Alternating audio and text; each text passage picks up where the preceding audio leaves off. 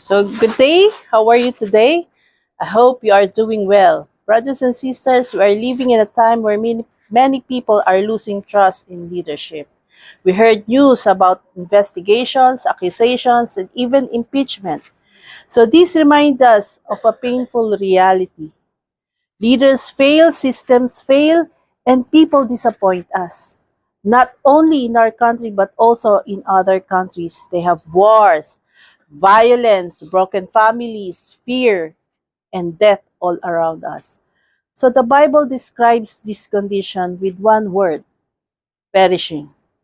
This important question is this: did God leave the world in this condition? The answer is found in one powerful verse in John 3:16. This verse reveals God's ultimate design for a world that is perishing. It shows us God's heart, God's action, and God's purpose for humanity. Let us read John 3:16. So for God so loved the world that he gave his one and only Son, that whoever believes in him shall not perish, but have eternal life. So before we understand God's design, we must understand the problem. The Bible says that whoever believes in him shall not perish, but have eternal life. What does it mean that the world is perishing? So the phrase perish describes the true condition of the world without Christ. So what is the world's condition? It's a perishing world. It means that human has a separate himself from God, a separation from God. Because of sin, people are far from God. Next is spiritual death caused by sin. So there is no true peace with him. Last is hopeless future above from Christ. There's no hope in their life without Christ. So why? Because the relationship between God and humanity is broken. The world is not perishing because God failed. The world is perishing because of sin. This is the deepest problem of the world. Not just suffering, but separation from God. Human efforts, religion, and good works cannot stop this condition.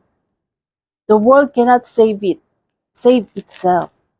So this is why the world desperately needs God's solution, God's design, not human solutions. So what is the source of God's plan?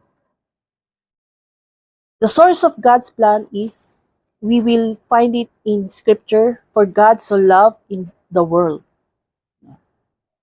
For God so loved the world. God's design for the perishing world begins with love. So the verse does not say, for the world loved God, for good people love God. No. It says, for God so loved the world. This tells us three important truths. God's love comes first. We will find that in 1 John 4:10. It cannot come from human because he cannot even search for God. Number two, God's love is for the world. Imagine, a parent whose child made many mistakes, maybe even serious one. Even when the child fails again and again, the parent still loves them deeply, right? Amen. So the love does not disappear because of the failure. No? Kahit gaano pa maraming kasalanan ang mga anak nila, yung love deeply andun pa rin sa mga magulang. You know what? It is the same way God looks at this broken world, full of sin, corruption, and pain, and still chooses to love us. If parents have this deep love for their children, what more God can have? Number 3, God is love unconditional. God's love is unconditional, not earned. Walang kondisyon. Even while the world was sinful and broken, God loved it. God loved us. God did not design salvation out of anger, but out of love. He did not save the world because out of his anger, but out of his love. God's love is not just something we feel. It is something he shows. And that leads us to the next design. The third design, the action of God's design. So this verse says that he gave his one and only son. Think about giving something valuable. It is easy to give what we don't need. Diba? Ang daling magbigay kapag hindi mo na kailangan. But it is hard to give what is most precious to us. Diba? Pag may sentimental value pa, you're not going to give it away. You will keep it for yourself. No? You're not giving away kung ano yung naibigay na memorabilia sa'yo. No? Very precious sa'yo yun. You're not going to give it away. But you know what? God did not give something small or extra. He gave his son, Jesus Christ. And that is the greatest sacrifice anyone could ever make. And this is love. Love is proven by action. God showed his love by giving. No? God did not send advice. No, hindi siya nag-send ng advice for us. God did not send rules. Ano yung binigay niya? God sent his son. His precious son. No? His one and only son. Jesus Christ. So Jesus Christ is the center of God's ultimate design. The praise one and only son reminds us that Jesus is unique, Jesus is precious, Jesus is God's greatest gift. And this gift was costly. No? Jesus came to suffer, to die on the cross, and bear the punishment for sin. God's design required sacrifice. Now the question is, if God has given such a great gift, how do we receive it? Now I want you to realize that God did his part. Now what is our part? What is our response? What is our simple response? God gave all his, God did what his part is. Now what is our part? Now, our simple response, no, in the fourth design, the invitation in God's design.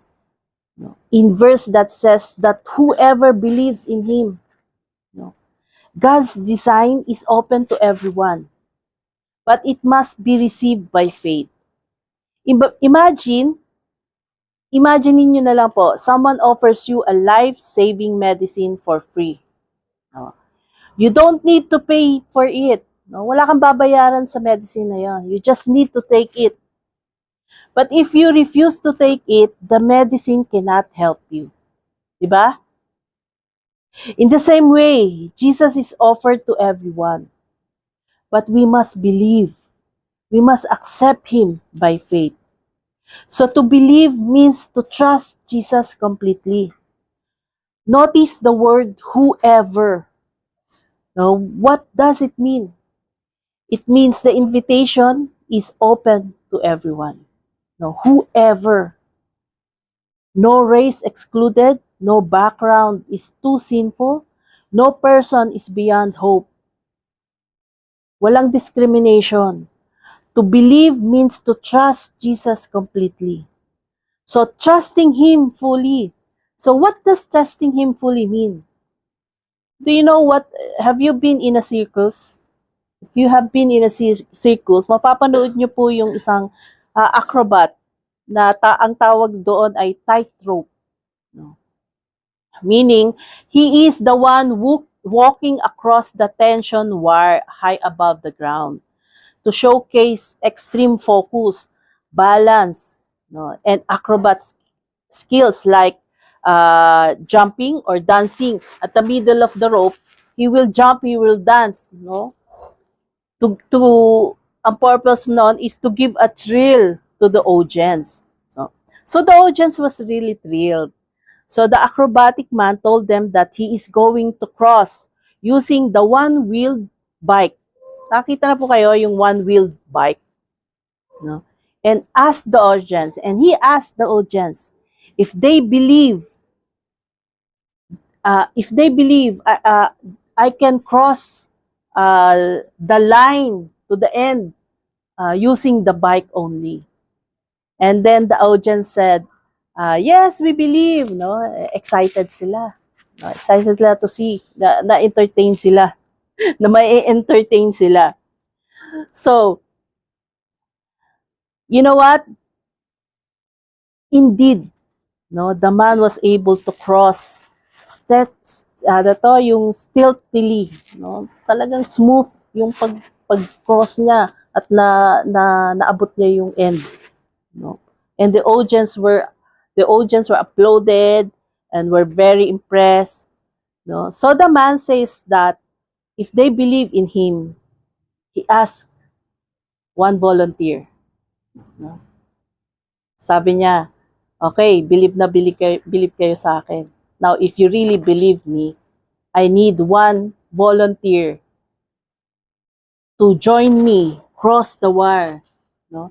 And then I will carry him in my shoulder while using the bike to cross the line, no? And you know what, brothers and sisters? No one volunteered. No one volunteered, no? And they were all silent, and no one volunteered. You know what, brothers and sisters? This is how trusting Him fully, to trust our lives to Christ.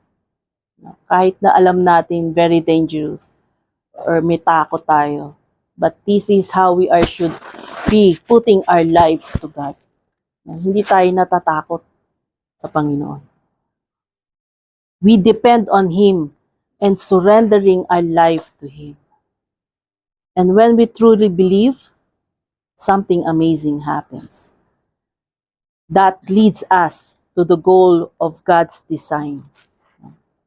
What is the goal of God's design? That is the 5th.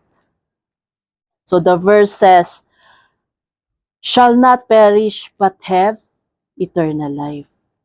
So God's ultimate design has a clear goal, and that is eternal life. Eternal life is not only about living forever, it is about a restored relationship with God, a new life that begins now, and a hope that continues beyond death. So this is God's promise, and God always keeps His promise. Amen? In our world today, no, promises are often broken, especially in the politics, mga politiko, no, pag nag-promise sila sa election, no, pagdating na sila na-elect, nakalimutan na yung promise nila, no. And even sa mga relationships natin, sa mga kaibigan natin, the promise that they have said can be broken. People say things, but they don't always follow through. But God is different. When He makes a promise, He keeps it. So those who believe in Jesus, will not perish, and will be saved from judgment, and will receive eternal life. So that is the promise. You will not be perished, you will be saved from judgment, and will receive eternal life. So eternal life is not just life after death. Pag namatay ka, patay na, no? Hindi po 'yon. It is a new kind of life, may bagong buhay that begins also now. A restored relationship with God that lasts forever. God's designs not only rescues us from death, it brings us into life with Him. Amen? Amen. So, God's ultimate design is to save and restore humanity through His Son, Jesus Christ. God's ultimate design is life, rescuing the perishing world through His love in Christ. God's ultimate design is the redemption of the world by grace through faith in Jesus Christ. So God's ultimate design is to bring fallen humanity back into life, into a relationship with Himself through Jesus Christ. So brothers and sisters, the Bible tells us that the world is perishing, separated from God, broken by sin, and unable to save Him itself. And when we look at our lives and the world around us, failed relationship and disappointment in the world around us, we can see that it is true. It's a reality. But the message of John 3:16 does not end with perishing. It begins with this powerful truth. For God so loved the world. God saw a perishing world and He did not turn away. God saw a broken humanity and he did not remain silent. No? Instead, He acted. God acted. He gave His Son, Jesus Christ. This is God's ultimate design. So the question now is no longer about the world. The question becomes personal now. Have you trusted Jesus, the one who will never fail? The one who will never fail you? Because in the world of full of uncertainty, only one thing is sure. God's love shown through Jesus Christ, our true and lasting hope. Today, God is giving you a chance. If you have never truly trusted Jesus, if your faith has only been outward but not real, if you know your heart that you are not ready, today is the day to respond. You don't need to fix your life first. You don't need to be perfect. You only need to come to Jesus by faith, in faith. Right now, I want to invite you, if you want to receive Jesus, if you want to move from perishing to eternal life, come. You can come forward or you can simply respond in your heart. But don't ignore this moment. And let me guide you in a simple prayer. Let's pray. Lord Jesus, I know that I am a sinner. I know that I cannot save myself. Thank you for loving me and giving your life for me. Today I put my trust in you. Forgive me, change me, and make me ready for your return. I receive the eternal life you offer. In Jesus' name, Amen. All glory to God. Praise the Lord.